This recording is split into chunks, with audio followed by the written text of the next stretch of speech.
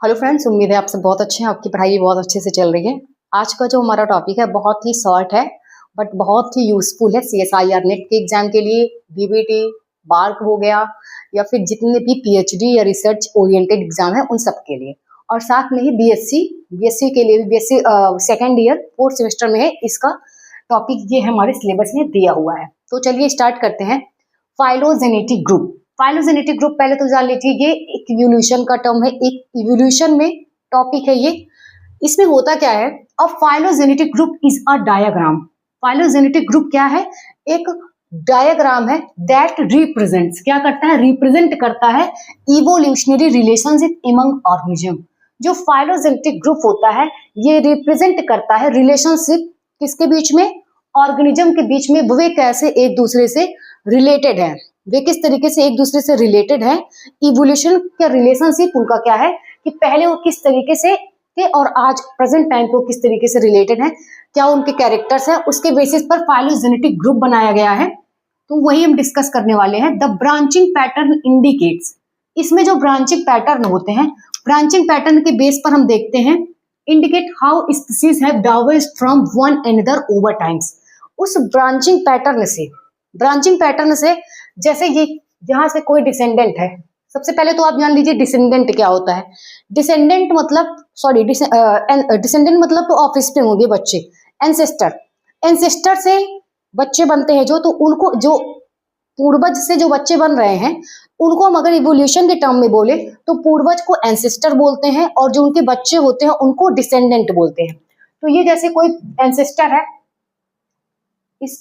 इनका ये आगे चल करके इनके बच्चे हुए, ऑफस्प्रिंग हुए, फिर इस तरीके से ये डिवाइड होते गए, मतलब इनका इवोल्यूशन होता गया। तो इवोल्यूशन जब हो रहा था तो अलग अलग ब्रांचिंग आप आगे चल रहे देख रहे हो, आगे चल के तो आगे चल के जो अलग अलग ब्रांचिंग हो रही हैं, ये ब्रांचिंग मतलब ये है कि उनका कुछ किसी में कुछ नया कैरेक्टर आ जा रहा है तो वो अलग जाकर के ग्रुप बना ले रहे हैं, अलग ग्रुप हो जा रहा है उनका। ठीक है, तो इसी तरीके से जैसे ये एंसेस्टर था तो ये सारे इसके क्या है? ऑफस्प्रिंग है, डिसेंडेंट है। तो अब हम बात करेंगे classification based on group. Group के बेसिस पर जो फाइलोजेनेटिक ग्रुप है इनका रिलेशनशिप कैसा है, तो वही देखेंगे हम, जिसमें हम बात करेंगे monophyletic group, paraphyletic group and polyphyletic group. हम इसमें पढ़ेंगे तीन टाइप्स के, मोनोफाइलेटिक, पैराफाइलेटिक एंड पॉलीफाइलेटिक, जो कि बहुत ही कंफ्यूजिंग हो जाता है समझने के लिए कि किसमें क्या चीजें, क्या टर्म्स थे, क्या डिफिनेशन थी इनकी। तो इस क्लास के बाद आपको ये डाउट नहीं रहेगा इन तीनों में। बात करते हैं हम जब मोनोफाइलेटिक ग्रुप की, a group that includes ancestor and all of its descendant. Monophyletic group में क्या होता है? एंसेस्टर तो रहेगा यानी कि पूर्वज रहेगा, उसके बाद उसके जितने भी बच्चे होंगे उन सबको इंक्लूड किया गया रहता है मोनोफाइलेटिक ग्रुप में। जैसे आपके बाबा दादाजी हो गए, वो आपके एंसेस्टर हुए, फिर आपके पापा हुए, पापा के बाद आप सब हुए। तो ये पूरी फैमिली, इन पूरी फैमिली को जब लेकर चल रहे हैं हम, तो उसे हम मोनोफाइलेटिक ग्रुप में रखेंगे। किस में रखेंगे? मोनोफाइलेटिक ग्रुप में, जिसमें क्या होगा? एंसेस्टर। यहाँ पे डायग्राम के थ्रू देखिए, ये एक एंसेस्टर है। जैसे यहाँ ये आपके बाबा हुए, ये बाबा के बाबा, एज एग्जाम्पल लीजिए, एकदम उसी पे स्टक मत रहिएगा। देखिए जैसे यहाँ पे एक एंसेस्टर था, एंसेस्टर ने दो ब्रांचिंग बनाई, एक ब्रांच इधर चली गई और एक दूसरी ब्रांच। तो इस ब्रांच के बारे में हम नहीं देख रहे, इस ब्रांच में हम आगे देखेंगे। फिर ये बी है, बी क्या करता है? सी एंड एफ में आगे चल के ब्रांचिंग कर लेता है। फिर सी क्या करता है? डी एंड ई की ब्रांचिंग करता है, और एफ जो है जी एच।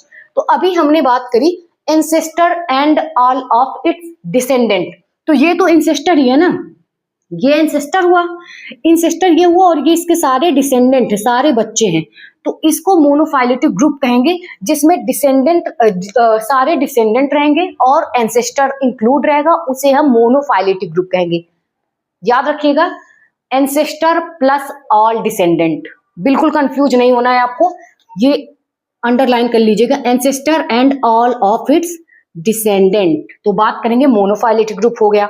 अब बात करते हैं पैराफाइलेटिक ग्रुप। पैराफाइलेटिक ग्रुप क्या है? A group that includes ancestor but not all descendant. Ancestor तो रहेगा ही, लेकिन उसके सारे डिसेंडेंट नहीं रहेंगे, सारे बच्चे नहीं इंक्लूड करेंगे हम, सिर्फ और सिर्फ कुछ को इंक्लूड करेंगे। जैसे इंक्लूड्स एंसेस्टर, एंसेस्टर बगैर तो ट्री नहीं बनेगी, आपको पता ही है। ये एंसेस्टर हुआ, बट नॉट ऑल डिसेंडेंट, उसके सारे डिसेंडेंट, सारे बच्चों को नहीं लिया गया।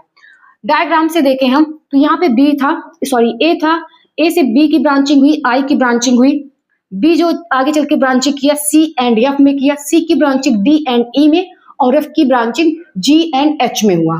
क्लियर। और ए जो है, जो इसकी दूसरी ब्रांचिंग थी, वो जाकर के आई से फिर जे एंड के बना। तो हमने कहा कि एंसेस्टर को हम लेंगे, एंसेस्टर तो हम लेंगे बट कुछ डिसेंडेंट को लेंगे, सारे डिसेंडेंट को नहीं ले रहे हैं। तो यहाँ पे देखिए ये डायग्राम में हमने ये कुछ डिसेंडेंट को छोड़ दिया है, इनको हमने इंक्लूड नहीं किया है। तो सिंपल वर्ड में याद रखिए कि हम एंसेस्टर को लेंगे और कुछ डिसेंडेंट को लेंगे, तब वहां पे होगा पैराफाइलेटिक ग्रुप। क्लियर। अब बात करेंगे polyphyletic group. Poly and para ज्यादा कंफ्यूजिंग होता है।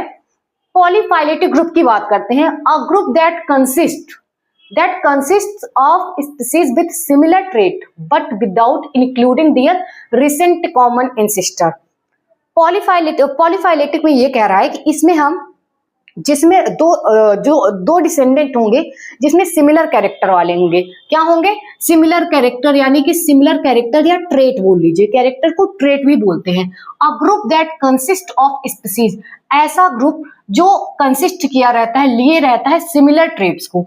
सिमिलर मतलब समान कैरेक्टर को लिया रहता है, but without including their recent, लेकिन वो रिसेंट के जो कॉमन एंसेस्टर है उनको नहीं लेता है। दूर वाले से रिलेशन अगर उनका मैच कर रहा है, पास वाले से रिलेशन नहीं मैच कर रहा, दूर वाले से, खुद के भाई बहन से रिलेशन नहीं बन रहा है इनका, लेकिन चाचा ताऊ के बच्चों से रिलेशन मैच कर रहा है, तो वहां पर क्या होगा? पॉलीफाइलेटिक ग्रुप होगा। जैसे हम कहते हैं ना कि यार इससे मेरी वाइब नहीं मैच हो रही है, होता है ना। तो ऐसा नहीं है कि आप भाई बहन है तो आपकी वाइब मैच होगी, आपकी अंडरस्टैंडिंग उतनी अच्छी होगी।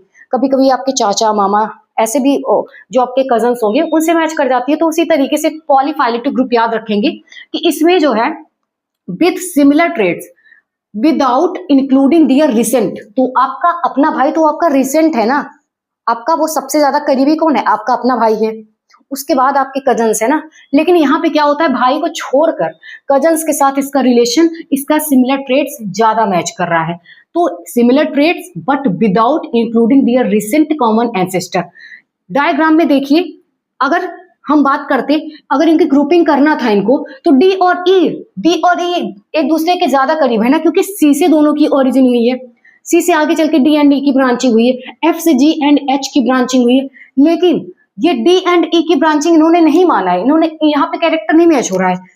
ई जो है अलग एंसेस्टर है, इसका ई का एंसेस्टर आया सी और जी का एफ, लेकिन अलग अलग एंसेस्टर से हैं, तो इनका ट्रेट, इनको एक ग्रुप में अगर रखा गया है, यानी कि डी एंड ई का जो कैरेक्टर होगा वो ज्यादा सिमिलर होना चाहिए, जी एंड एच का जो कैरेक्टर है वो ज्यादा सिमिलर होना चाहिए, बट ऐसा नहीं है।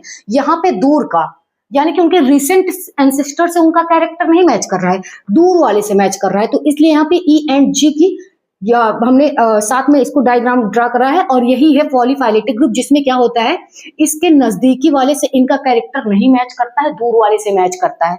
तो ओवरऑल आप यही याद रखेंगे, similar traits but without including their recent. नजदीकी रिश्तेदार, नजदीकी भाई बहन जो है इनके, उनसे इनका कैरेक्टर नहीं मैच कर रहा है, दूर वाले से मैच कर रहा है, तो वहां पे क्या होगा? Polyphyletic group. अब सिंगल वर्ड में एक चीजें हमने देखा, फिर से रिवाइज करते हैं। तो मोनोफाइलेटिक में क्या होगा? एंसेस्टर होगा और उसके सारे के सारे बच्चे होंगे, सारे के सारे डिसेंडेंट की बात होगी, तो मोनोफाइलेटिक ग्रुप होगा। डायग्राम भी आप अच्छे से ऐसे ध्यान में रखेंगे तो और भी, जैसे मतलब रिवाइज किया आपने, कुछ दिन बाद भी आप सोचोगे तो डायग्राम आपने देखा हुआ है तो आपको क्लिक कर जाएगी माइंड में कि हाँ मोनोफाइलेटिक में था, पैरा में था, पॉली में था।